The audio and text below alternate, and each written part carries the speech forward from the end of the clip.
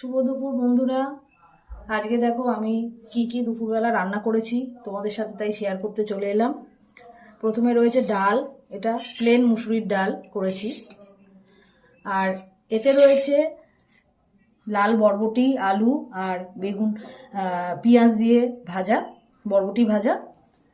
আর এটা রয়েছে সব সবজি দিয়ে, পালং শাক, বড়ি দিয়ে।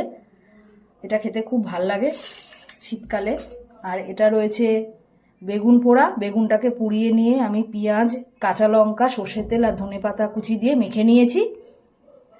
আর এটা রয়েছে ডিমের অমলেট। দিয়ে দিলাম ভাত, তারপরে দিয়ে দিচ্ছি ডাল,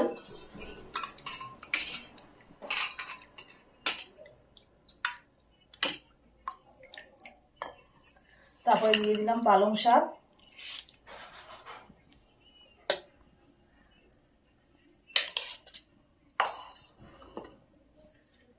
তারপরে দিয়ে দিলাম বরবটি ভাজা,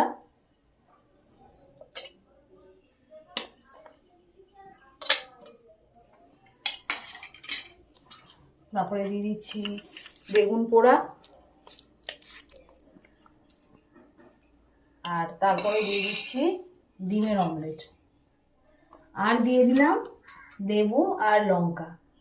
দেখো আমার দুপুরবেলার রেসিপিটা তোমাদের কেমন লাগলো। ভালো লাগলে নিশ্চয়ই লাইক, কমেন্ট, শেয়ার করে দিও।